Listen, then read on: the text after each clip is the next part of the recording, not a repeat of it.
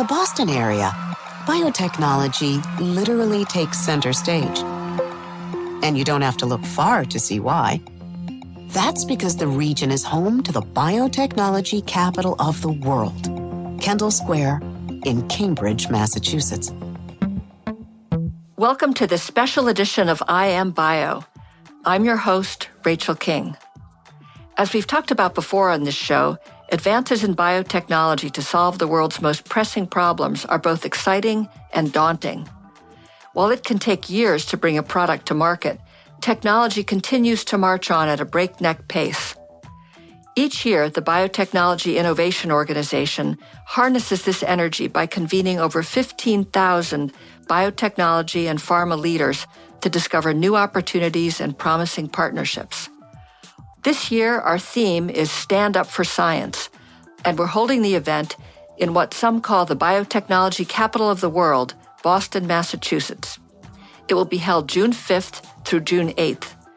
In a moment, I will introduce you to our guest, who not only hails from Greater Boston, but has been closely involved in the explosive growth of the region's biotech ecosystem. But first, let me share a few highlights of this year's event. Our Tuesday keynote speaker will be Katie Couric, the award-winning journalist and health advocate. She and I will discuss how standing up for science and patients is at the heart of biotech. I'm really looking forward to that conversation. What some of you may not know is that the cornerstone of our event is our amazing one-on-one partnering system. This year, we expect to schedule more than 45,000 meetings. Yes, you heard that right. In just 4 days, 45,000 meetings will take place between business leaders and investors. It's where the magic happens. All of that takes place while 140 panel sessions explore scientific breakthroughs in cell and gene therapy, genome editing, clinical trial innovation, personalized medicine, artificial intelligence, and digital health. It's an impressive list. Our busy program also includes the Startup Stadium, where early-stage companies share a quick pitch before a panel of investor judges. And new this year is the Biofilm Festival, where attendees can screen a series of short films that highlight biotechnology's role in addressing unmet medical needs.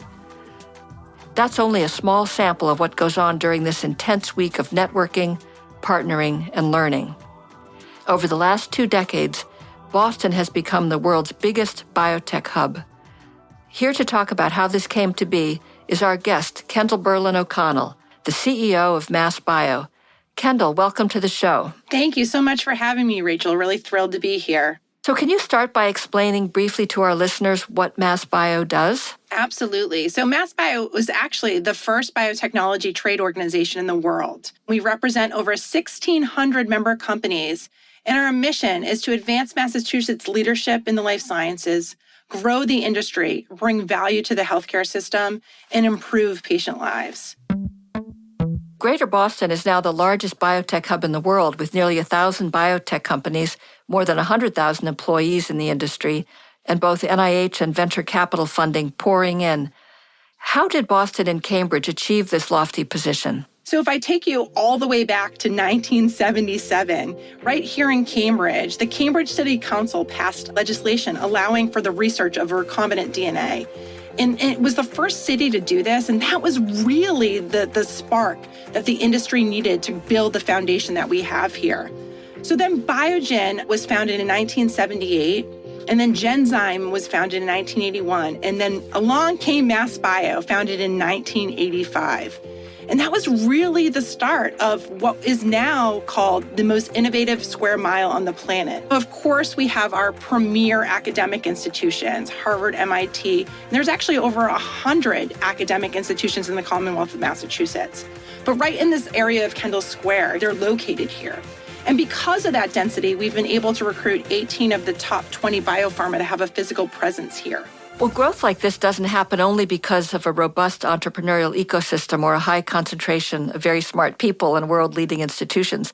You mentioned a bit about the role of the Cambridge City Council, but can you say more about how government has played a role through public-private partnerships? Absolutely. And it's something that I love talking about. And I think it's a model that other clusters can really look to replicate because it is what has built this successful foundation here. And back in 2007, the vision with our partners in government for how to become a powerhouse in life sciences really started. And this has been a bipartisan effort, which I think is really interesting as well. But under Governor Romney, he had this vision to create the Massachusetts Life Sciences Center, which is a quasi-government agency, and they are our partner in all things that we do in regard to promoting life sciences. And then in 2008, under Governor Deval Patrick, we had what was called the Massachusetts Life Science Initiative. And this was a 10-year, billion-dollar investment into the life science industry here in Massachusetts. And then in 2018, under Governor Charlie Baker, we had a Life Science Initiative 2.0, so a reauthorization for another $647 million. And Rachel, right now we are poised for a third iteration under the Governor Healey's administration. And what this did was really put the flag in the sand and send the message nationally and internationally that Massachusetts was deeply committed to the life sciences industry. And all of the foundation that we've seen since then was started through this initiative. Employment from the inception of the Life Science Initiative to now has grown by 131%. And our new administration has messaged very clearly to the Commonwealth and our community that they are deeply committed to not only maintaining Massachusetts' leadership in the life sciences, but extending our lead. Growing this industry here certainly makes Boston the envy of many cities. But how do you maintain this leadership position? Yeah, when we think about the future and how do we maintain this leadership position, I think there's a few areas that we have to really be investing in and considering. Obviously, we know that recruitment and retention has long been a challenge in the life sciences here in the Commonwealth of Massachusetts. So ensuring that we have a robust workforce is critically important. I think just as important as ensuring we have a robust workforce is ensuring that we also have a diverse workforce. Actually, in January of 2024, we will be opening up a new workforce training center called Bioversity in Dorchester. Our objective here is to create career pipelines through these short-term certificate programs. We've built this in partnership with industry, and we think that through just this one location, we can more than double output from existing certificate and community college programs here in the Commonwealth. Also, our administration is deeply committed to this.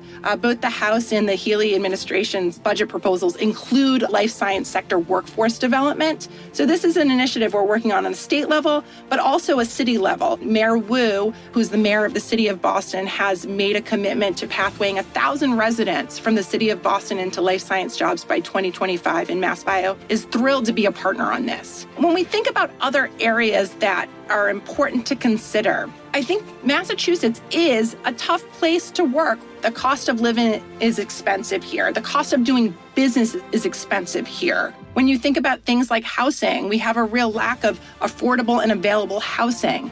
We have a very fractured transportation infrastructure. Cost of childcare is expensive. So these are all issues that our industry through MassBIO has to have a voice in, and we need to continue to work collaboratively with our partners in government to solve these challenges if we will continue to be successful in recruiting companies and employees to come here to Massachusetts. And then on a federal level, and this is something that I know Bio has done an incredible amount of work on, but when you think about the impacts of things like the Inflation Reduction Act, Massachusetts will certainly have an outsized impact in this legislation because of what we talked about, a density of emerging biotech companies, right? Most of these companies have no revenue, no approved drugs, and less than 50 employees, but they are responsible for a huge amount of new drug innovation.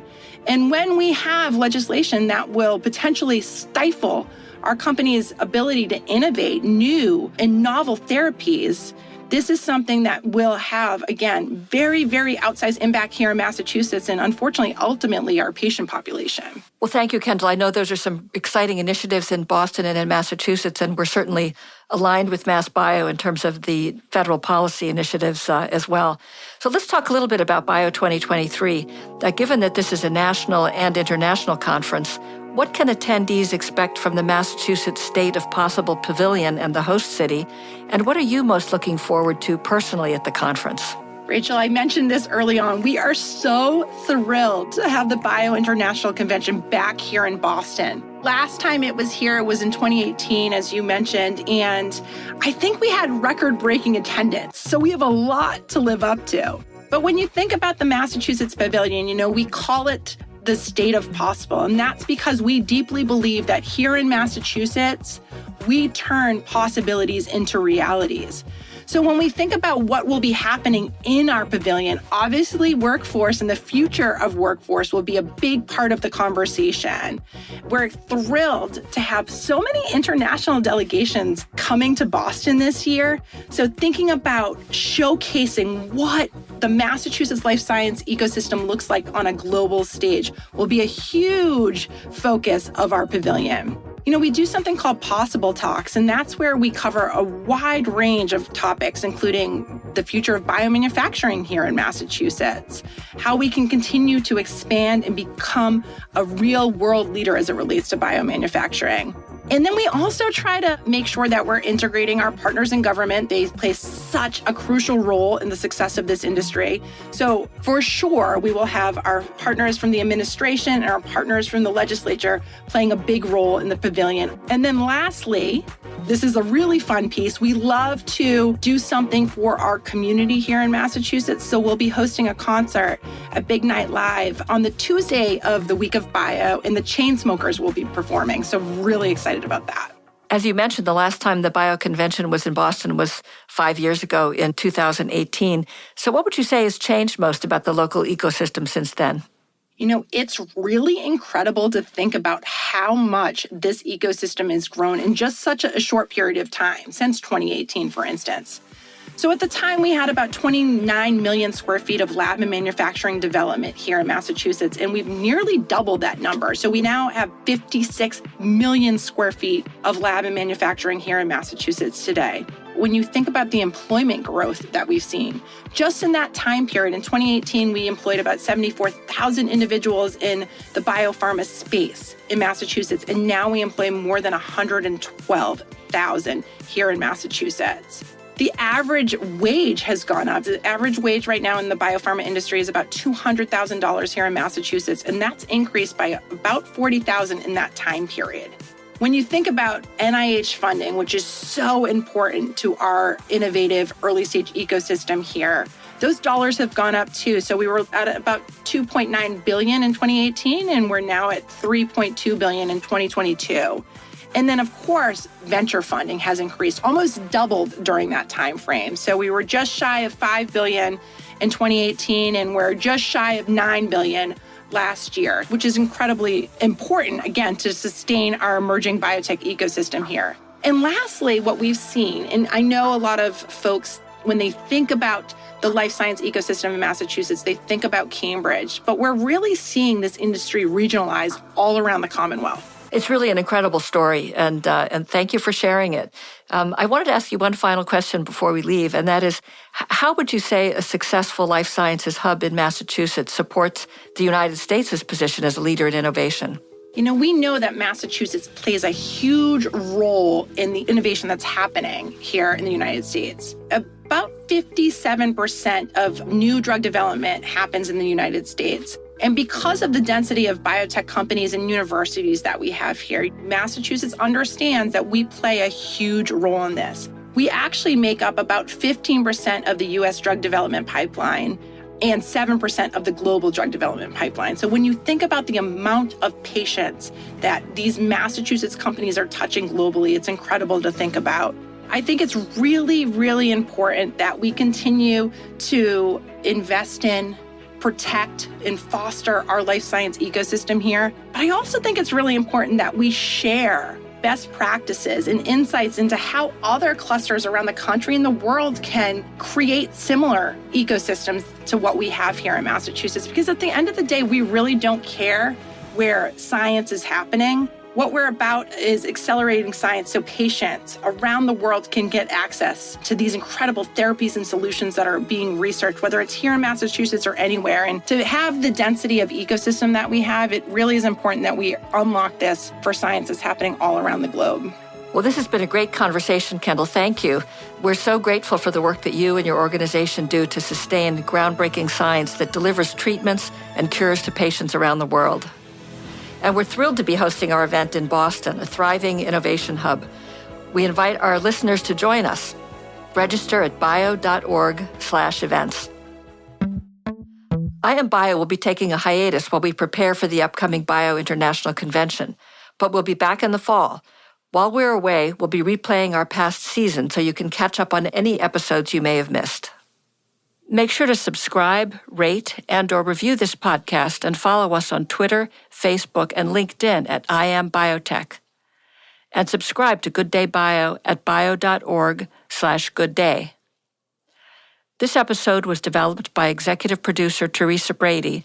It was engineered and mixed by Jay Goodman, with theme music created by Luke Smith and Sam Brady.